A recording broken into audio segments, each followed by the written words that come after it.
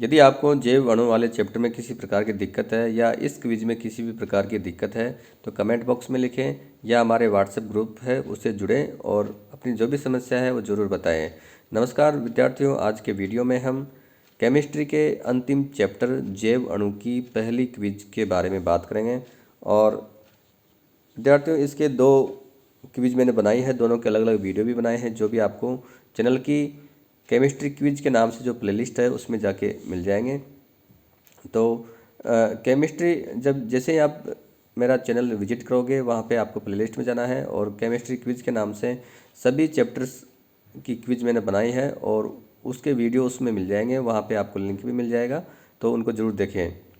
इसके साथ ही विद्यार्थियों, मैंने केमिस्ट्री के साथ ही अन्य जो साइंस के सब्जेक्ट हैं, आर्ट्स के सब्जेक्ट हैं, उनके ब्लूप्रिंट के वीडियो भी बनाए हैं जो भी आपको एक बार ज़रूर देखने चाहिए, वो ज़रूर समझ में आएंगे। प्यारे विद्यार्थियों, ब्लूप्रिंट के माध्यम से हम जान सकते हैं कि किस चैप्टर में से कितने नंबर के प्रश्न आते हैं, छोटे प्रश्न आते हैं या बड़े प्रश्न आते हैं, तो ये ब्लूप्रिंट के माध्यम से ही हम जान सकते हैं। तो जैसे आप ये वीडियो देख रहे हैं तो नीचे लाइक का बटन ज़रूर दबाएं, क्योंकि केमिस्ट्री की क्विज के इस प्रकार के वीडियो बहुत कम मिलते हैं और सारे प्रश्न जो है विद्यार्थियों इस चैप्टर के क्विज में वो सभी एक एक करके मैं आपको समझाऊंगा। तो या तो आप अच्छी तरह से तैयारी करें क्विज में भाग लेने से पहले, या फिर इस वीडियो को देखें ताकि आपका अच्छा स्कोर रहे, अच्छा कॉन्फिडेंस आप में आए। अब विद्यार्थियों, एग्ज़ाम में अधिक समय नहीं बचा है, आपको जी तोड़ के मेहनत करनी है। जब भी कोई छुट्टी आती है तो उसको वेस्ट न जाने दें, समय का सदुपयोग आपको करना है। विद्यार्थियों, यहाँ पर मैं आपको बता दूं कि ये चैनल का लिंक है, इस पे जाके आपको चैनल को सब्सक्राइब जरूर करना है, इसके कोई पैसे लगते नहीं हैं, कंजूसी नहीं करनी है। ये हमारे व्हाट्सएप ग्रुप का लिंक है जिसके द्वारा आप व्हाट्सएप ग्रुप से जुड़ सकते हैं। यहाँ पे केमिस्ट्री के ब्लूप्रिंट का लिंक है, तो उसको भी आप ज़रूर देख लें।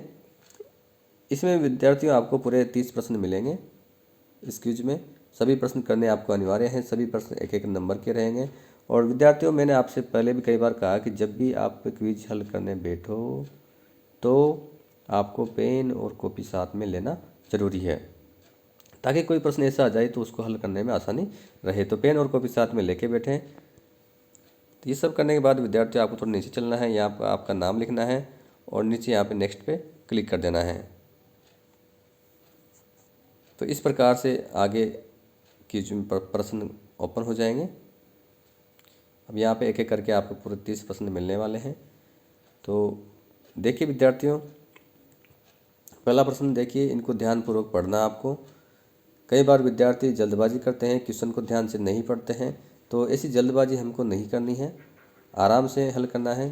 टाइम की कोई लिमिट यहाँ पे नहीं है। तो पहला प्रश्न देखते हैं, निम्न में से कौन सा सुमेलित नहीं है? यानी शर्करा के नाम है या इनके उपनाम है या उन्हें क्या कहते हैं वो नाम है। तो सुक्रोज को कहते हैं एक शर्करा, सही है। ग्लूकोज रक्त में पाया जाता है तो इसको कहते हैं रक्त शर्करा। लैक्टोज होता है दूध में तो इसको कहते हैं दुग्ध शर्करा। माल्टोज को विद्यार्थियों कहते हैं माल्ट शर्करा, इसको फल शर्करा नहीं कहते हैं। तो ये सम्मिलित नहीं है डी वाला, बाकी सभी यहाँ पे सम्मिलित है। आगे बढ़ेंगे।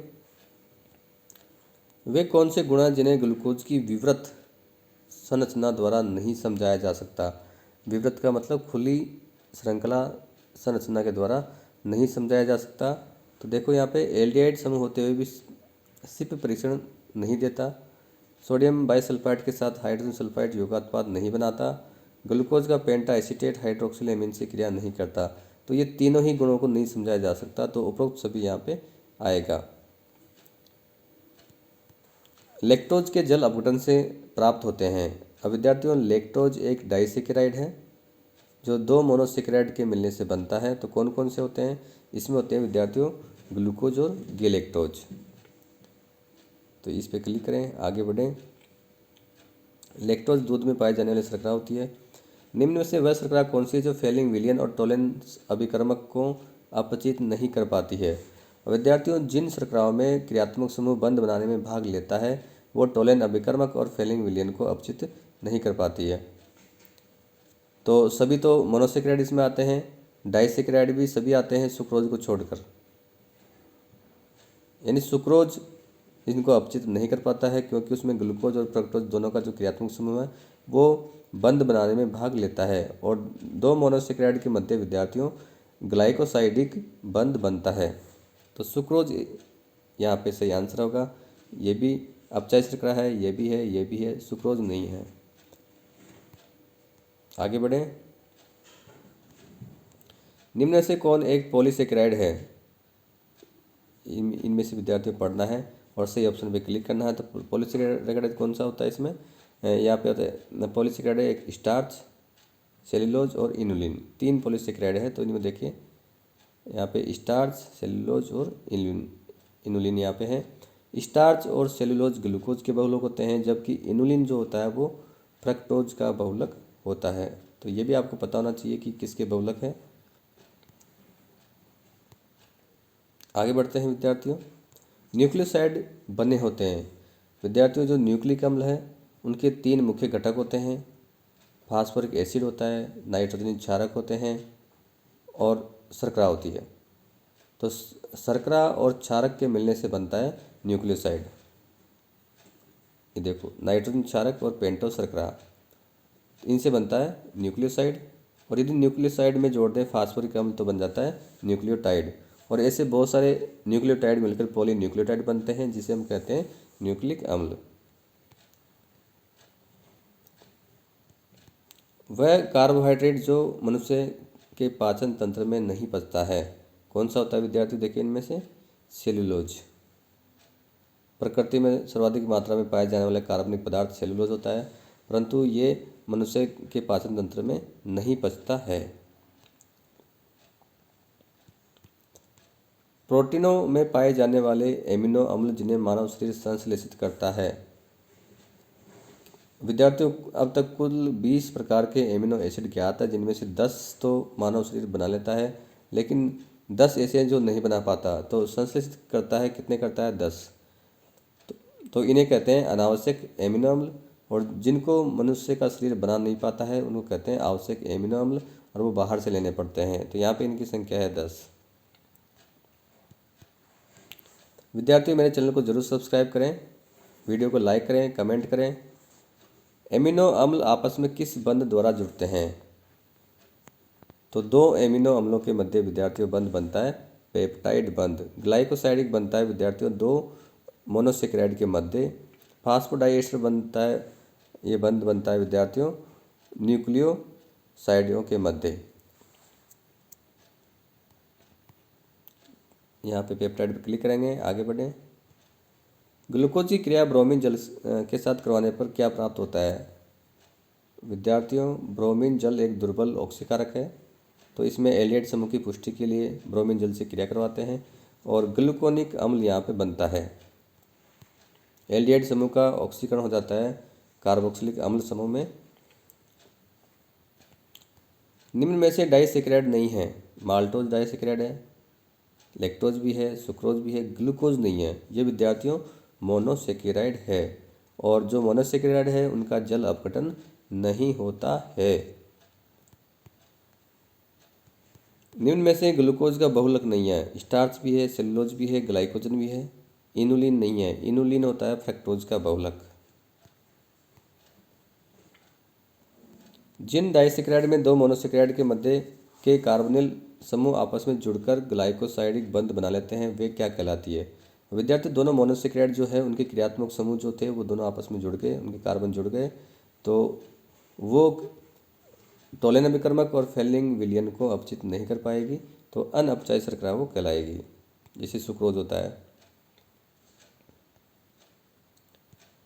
ग्लूकोज के दोनों चक्रीय हेमी एसिटाइल रूपों में भिन्नता केवल C1 पर उपस्थित हाइड्रोक्सिल समूह के विन्यास में होती है। इसे क्या कहते हैं? इसे कहते हैं विद्यार्थियों एनोमरी कार्बन।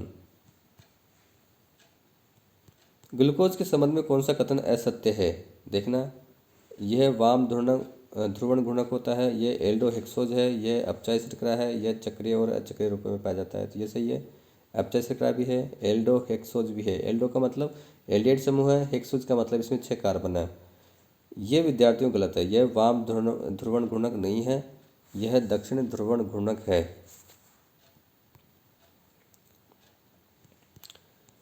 वसा के साथ आंत्र में अवशोषित होने वाला विटामिन नहीं है, जो वसा में विलय नहीं है, कौन सा है? विटामिन ए, डी, ई के तो वसा में विलय है, बी वसा में विलय नहीं है, तो आंत्र में अवशोषित नहीं होगा, ये जल में विलय है।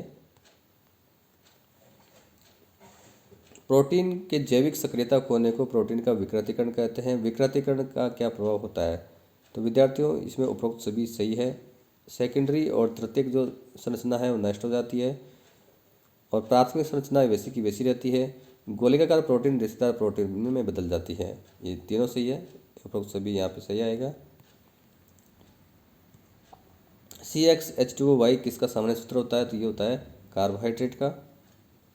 यदि डीएनए के थाइमिन युक्त न्यूक्लियोटाइड का जल अपघटन किया जाए तो निम्न में से कौन सा उत्पाद प्राप्त नहीं होगा? थाइमिन प्राप्त होगा, फास्फोरिक अम्ल भी प्राप्त होगा और डीऑक्सीराइबोज शुगर भी प्राप्त होगी, लेकिन यूरेसिल प्राप्त नहीं होगा, क्योंकि यूरेसिल तो डीएनए में होता ही नहीं है, तो आरएनए में होता है, ये प्राप्त नहीं होगा। वह पीएच जिस पर विद्युत विभव लगाने पर एमिनो अम्ल किसी भी इलेक्ट्रोड की ओर गति नहीं करते हैं, क्या कहलाता है? विद्यार्थियों को कहलाता है समविभव बिंदु। निम्न में से कौन सा कथन असत्य है? फ्रक्टोज एक कीटोहेक्सोज है, यानी कीटोन समूह होता है इसमें, और एक्सोज तो है ही 6 कार्बन वाला। सेलुलोज एल्फा ग्लूकोज का बहुलक है, ये विद्यार्थियों असत्य है, क्योंकि ये बीटा ग्लूकोज का बहुलक होता है, और ये दोनों सही है। निम्न में से कौन सा नाइट्रोजन क्षारक डीएनए में उपस्थित होता है लेकिन आरएनए में नहीं? थाइमिन होता है विद्यार्थियों। तो डीएनए में होता है परंतु आरएनए में नहीं होता, आरएनए में यूरेसिल होता है।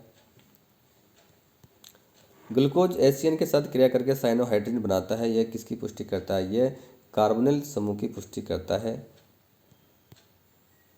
सीधी श्रृंखला की पुष्टि के लिए तो विद्यार्थियों लाल फास्फोरस की उपस्थिति में HI के साथ क्रिया कराते हैं। OH समूह की पुष्टि के लिए तो एसिटिक एनहाइड्राइड से क्रिया कराते हैं, और एल्डिहाइड समूह की पुष्टि के लिए ब्रोमीन जल से क्रिया करवाते हैं। पॉलीहाइड्रोक्सी एल्डिहाइड एक कीटोन क्या कहलाते हैं? ये कहलाते हैं विद्यार्थियों कार्बोहाइड्रेट। पॉलीहाइड्रोक्सी का मतलब है एक से अधिक OH समूह। विटामिन B1 का रासायनिक नाम क्या है? तो आप सभी जानते हो, थाइमिन है।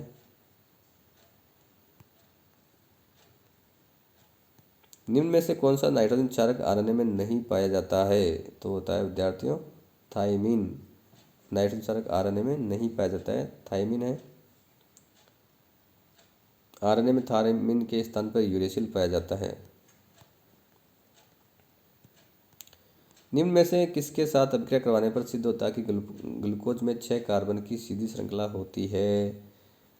लाल फास्फोरस की उपस्थिति में HI के साथ क्रिया कराने से NHN बनता है, जिससे पुष्टि होती है कि ग्लूकोज में 6 कार्बन की सीधी श्रृंखला होती है।